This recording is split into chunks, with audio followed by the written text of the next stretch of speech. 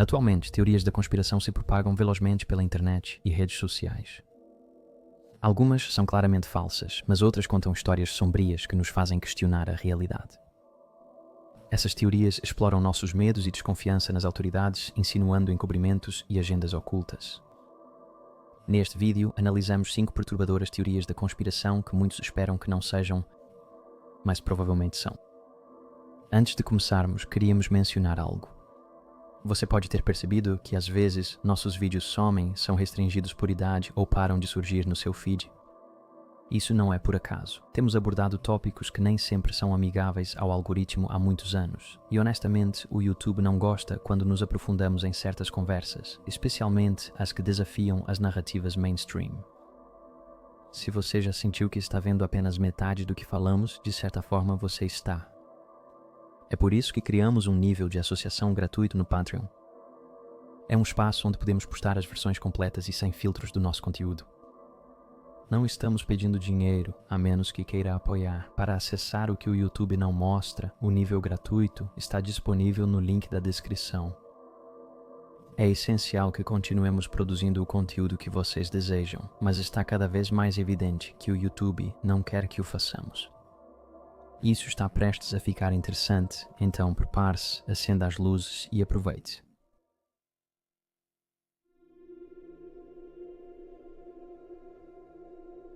O incidente alienígena no shopping de Miami. Um agradecimento ao Bowen, no Patreon, por trazer isso à minha atenção. No ano novo de 2024, o Bayside Marketplace, em Miami, foi o centro de rumores sobre alienígenas, com vídeos e posts nas redes sociais, gerando especulações e teorias conspiratórias sobre um acobertamento. Apesar da história nunca ter sido confirmada oficialmente, o que realmente aconteceu naquele dia continua despertando interesse.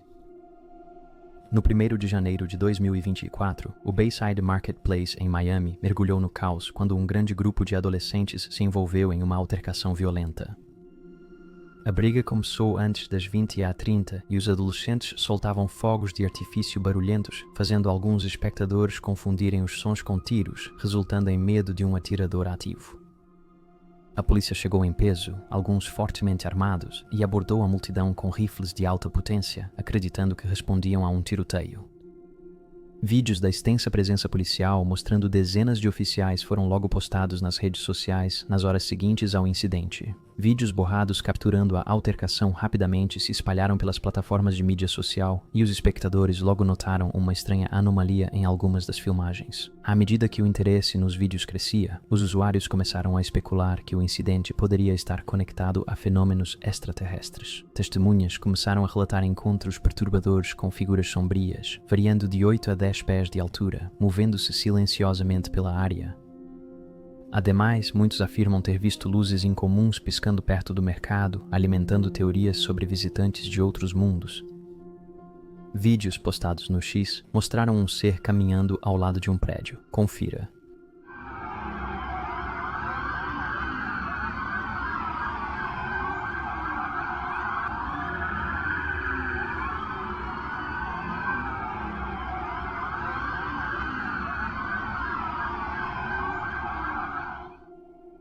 As imagens viralizaram nas redes sociais, originando a hashtag Aliens do Shopping de Miami.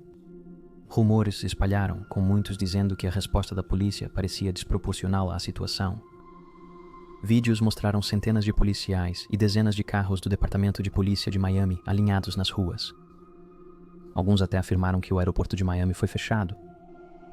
Nos dias seguintes, as redes sociais foram inundadas com teorias da conspiração, sendo a mais popular a que sugeria envolvimento alienígena, insinuando que algo mais significativo havia desencadeado uma resposta policial tão substancial. Helicópteros da polícia verificavam a área e várias pessoas tiveram seus telefones checados naquele momento. Mas o mais estranho talvez tenha sido a reviravolta de um visitante de fora da cidade que postou um vídeo dos eventos nas redes sociais, insistindo que a cena parecia um filme de Hollywood. Posteriormente, ele fez uma nova postagem com um tom completamente diferente, contradizendo o que havia dito antes, sugerindo que foi coagido a se calar. Enquanto as histórias circulavam, a polícia de Miami rapidamente encerrou as especulações, esclarecendo em uma postagem nas redes sociais que os rumores eram falsos e que nada estava sendo ocultado do público. sem alienígenas, OVNIs ou extraterrestres. Nenhum aeroporto foi fechado e não houve cortes de energia. Imagens revelaram que as figuras provavelmente eram policiais ou sombras. Porém, testemunhas e investigadores duvidaram da versão oficial, suspeitando de um encobrimento sobre os reais acontecimentos daquele dia.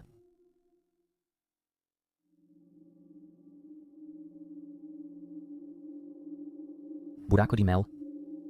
A lenda do Buraco de Mel começou em 21 de fevereiro de 1997, quando um homem chamado Mel Waters ligou para o popular programa de rádio Coast to Coast Amplitude, modulada com Art Bell. Mel afirmou que havia um poço aparentemente sem fundo em sua propriedade.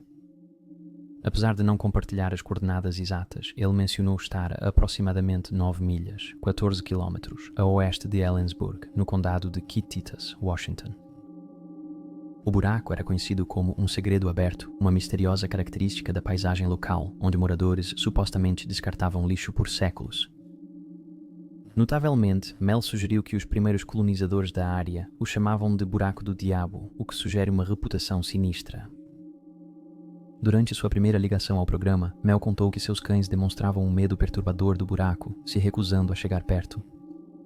Ele também tentou medir sua profundidade usando linha de pesca e um peso, e mencionou que havia usado incríveis 79 mil pés, aproximadamente 24 mil metros, de linha de pesca sem nunca atingir o fundo. Ao longo dos anos, Mel fez várias aparições no programa, apresentando reivindicações cada vez mais bizarras. Ele afirmou que o buraco tinha poderes sobrenaturais semelhantes aos fenômenos assustadores do romance Cemitério Maldito, de Stephen King. Ele relatou um incidente surpreendente em que seu vizinho jogou um cachorro morto no buraco. Mais tarde, o vizinho encontrou o mesmo cachorro vagando na floresta, usando a coleira do animal que havia sido jogado no buraco, embora não parecesse reconhecer seu dono.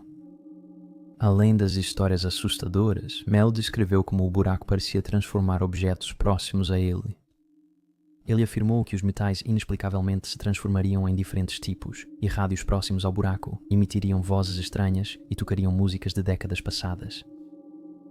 Ele se lembrou vividamente de um incidente em que um balde de gelo baixado no buraco emergiu quente, mas sólido, e de acordo com suas alegações, era até inflamável.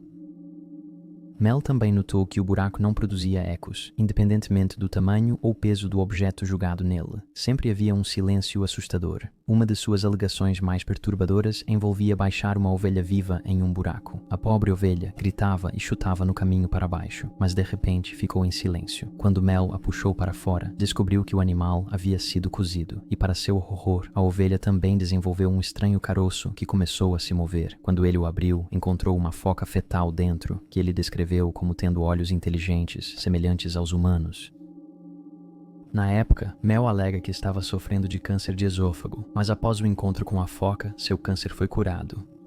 Em uma ligação em 2000, Mel alegou que o governo federal confiscou suas terras, o proibiu de acessar o buraco e forneceu uma compensação financeira por seus problemas. Após aceitar o dinheiro, Mel disse que se mudou para a Austrália. Em 2002, Mel fez sua última ligação. Ele afirmou que, após 2 anos na Austrália, retornou para Washington. Mas enquanto estava em um ônibus, foi detido por policiais e 2 semanas depois foi deixado nas ruas de São Francisco.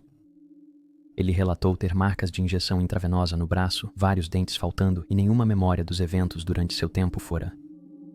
Apesar disso, ele retornou à sua cidade natal, onde sentia como se estranhos ameaçadores o seguissem.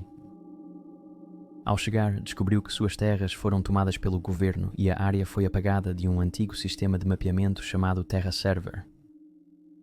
Se isso já não fosse estranho o suficiente, Mel também afirmou que encontrou um buraco quase idêntico nas terras áridas de Nevada. O buraco tinha um anel de metal que se estendia para o solo, diferindo do revestimento de tijolos do local anterior, mas os experimentos geraram resultados similares. Em 2002, um grupo de 30 pessoas, inspiradas pelas afirmações de Mel, procuraram pelo buraco, mas voltaram de mãos vazias e repórteres locais não encontraram evidências de alguém chamado Mel Waters no condado de Kittitas, levantando especulações de que a história poderia ser uma farsa. Evidências científicas também indicam que o buraco é impossível. De acordo com o geólogo Jack Powell, um buraco com a profundidade média da crosta terrestre, que é de cerca de 30 km, entraria em colapso devido à pressão e ao calor. Apesar de tentativas de desmascarar o buraco de mel, o interesse permanece e entusiastas continuam a explorar a área. Contudo, o paradeiro de Mel Waters segue desconhecido.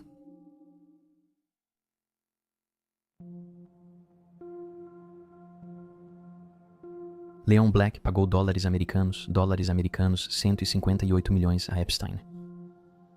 Jeffrey Epstein, o financista americano agora falecido e condenado por crimes sexuais, frequentemente se apresentava como um gênio matemático e um doutor financeiro para os ricos.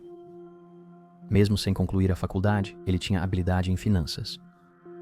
Epstein alegava que seus serviços eram exclusivos para bilionários, aos quais ele aconselhava principalmente de uma ilha tropical privada.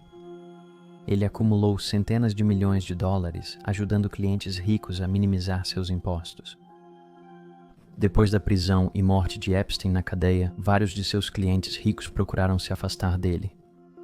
Contudo, alguns estavam tão envolvidos financeiramente que não conseguiram se desvincular totalmente. Uma dessas pessoas era Leon Black, o bilionário investidor de private equity e ex-chief executive officer da Apollo Global Management. Quando as alegações contra Epstein ganharam destaque na mídia, Black tentou minimizar seu relacionamento com o criminoso sexual, afirmando que sua conexão com Epstein era limitada. Porém, posteriormente revelou-se que a relação deles era bem mais intensa. Black e Epstein socializavam e jantavam juntos frequentemente. Black foi um cliente significativo de Epstein na última década de sua vida. A amizade deles começou em 1997 e continuou mesmo após Epstein se declarar culpado e ser condenado em 2008 por aliciamento de menor para prostituição e solicitação de prostituta. Em 2020, Black explicou ainda mais a natureza de seu envolvimento com Epstein, indicando que Epstein prestou serviços inestimáveis em planejamento de patrimônio, estratégias fiscais e orientação filantrópica em relação à sua parceria familiar e entidades associadas. Com o aumento do escrutínio sobre suas conexões com Epstein, Black solicitou ao conselho da Apollo uma revisão independente de suas interações com ele. Para essa revisão, a Apollo contratou o renomado escritório The Charis Limited Liability Partnership, reconhecido por sua expertise em questões financeiras e jurídicas. Os resultados da revisão foram divulgados em 25 de janeiro de 2021. O relatório revelou que Black pagou cerca de 158 milhões a Jeffrey Epstein por serviços financeiros durante 6 anos. Ao utilizar as estratégias de evasão fiscal de Epstein, Black economizou no mínimo 1,3 bilhão de dólares em impostos. Isso ressalta o forte impacto financeiro da relação comercial. Como resultado da investigação, Black renunciou ao cargo de Chief Executive Officer e presidente da Apollo Global Management. Devido à sua polêmica relação com Epstein, Black prometeu doar 200 milhões de dólares para apoiar as mulheres, buscando contribuições mais positivas. Em 2023, Black concordou com um acordo de 62 milhões e 500 mil dólares com as Ilhas Virgens dos Estados Unidos da América, permitindo sua liberação de reivindicações relacionadas a Epstein.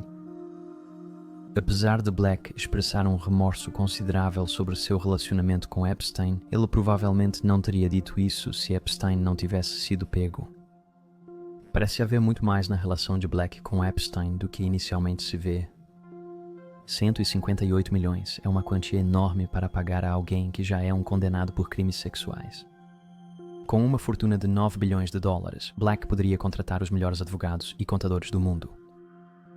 Isso levanta a questão: por que ele confiou seus assuntos financeiros a Epstein, que não tinha formação em planejamento tributário e patrimonial? Na prática, Black comprou sua saída dos problemas. Em 7 de julho de 2025, os clientes Very Important Person de Jeffrey Epstein, como Black, devem ter se aliviado quando o Departamento de Justiça e o FBI revelaram que Epstein não tinha uma lista incriminadora de clientes, a menos que alguém tenha sido pago para sumir com ela.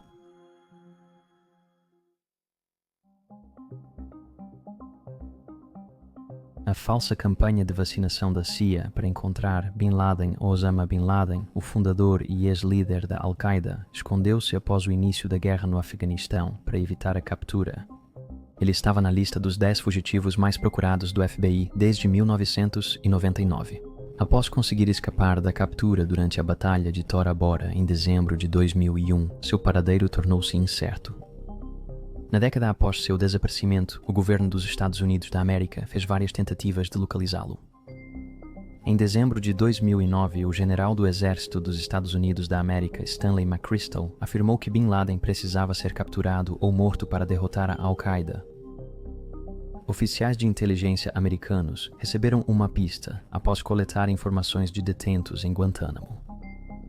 Eles identificaram um dos mensageiros de Bin Laden, que usava o pseudônimo Abu Ahmed al-Kuwaiti. Acreditava-se que este mensageiro era um protegido de Khalid Sheikh Mohammed, o ex-chefe de propaganda da Al-Qaeda.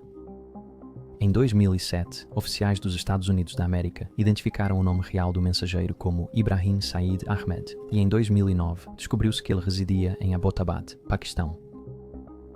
Em agosto de 2010, operativos paramilitares da CIA localizaram al-Kuwaiti e o seguiram até um complexo em Abbottabad, levando-os a suspeitar que era o esconderijo de Bin Laden. Utilizando imagens de satélite e relatórios de inteligência, a CIA identificou os moradores do complexo. Para confirmar as identidades dos moradores do complexo, a CIA elaborou um plano detalhado. Eles propuseram um falso programa de vacinação na área ao redor do complexo para ter acesso às crianças que lá viviam e coletar amostras de DNA para comparar com as da família de Bin Laden. Como eles tinham DNA de sua irmã, que faleceu em Boston em 2010.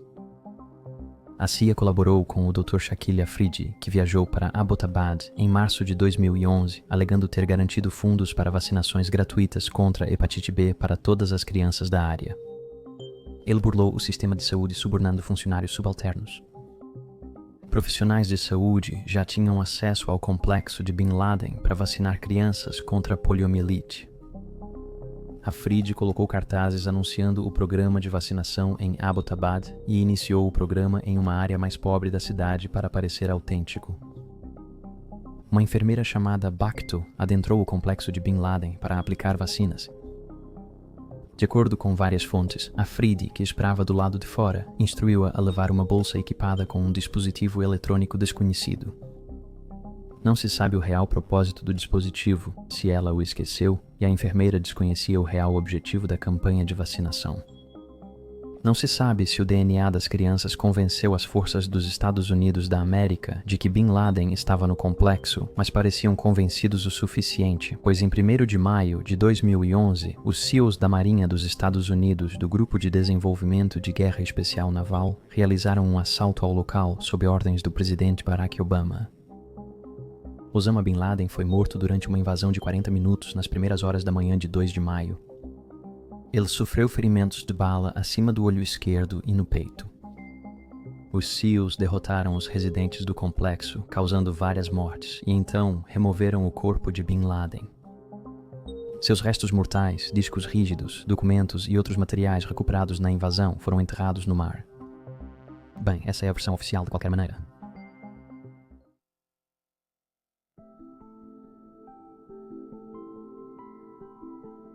Certamente o talco para bebês da Johnson não causa câncer ou causa? Em 2023, a Johnson & Johnson concordou em pagar 8 bilhões e 900 milhões para resolver dezenas de milhares de processos que alegam que o talco em seu icônico talco para bebês e outros produtos causou câncer. Este acordo aumentou as reivindicações de pessoas que alegam que seus diagnósticos de câncer foram associados ao uso de talco. O talco é feito de talco, um mineral composto principalmente por magnésio, silício e oxigênio.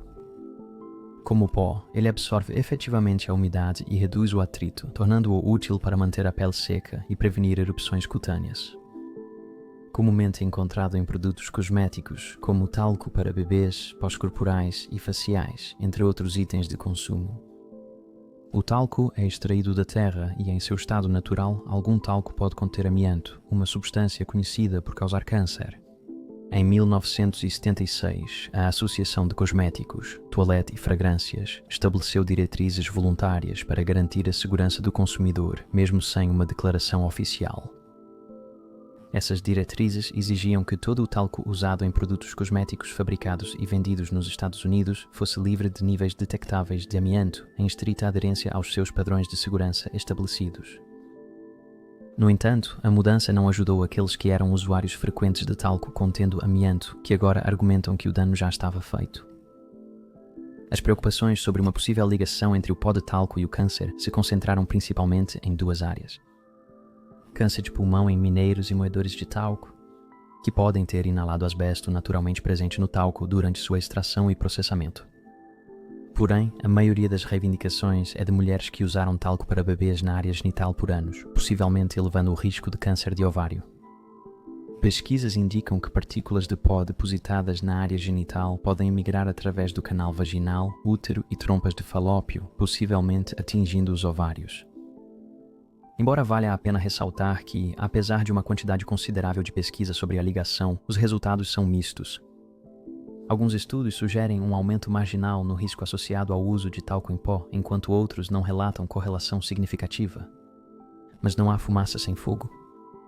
Por que a Johnson & Johnson pagaria somas tão grandes se não se houvesse prova de uma ligação?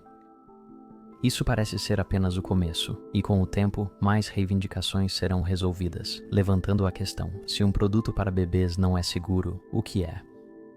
O conselho é que, até que mais informações estejam disponíveis, indivíduos preocupados com as possíveis ligações entre o talco em pó e o câncer podem optar por evitar ou limitar o uso de produtos que o contenham. Este conselho chega tarde para alguns. É isso. Obrigado por assistir. Para mais teorias da conspiração que não podemos compartilhar no YouTube, confira nosso Patreon. Não se esqueça de curtir, se inscrever e ativar as notificações. Isso é muito útil, pois o YouTube não tem promovido nossos vídeos ultimamente. Obrigado por assistir e, como sempre, vejo você na próxima vez.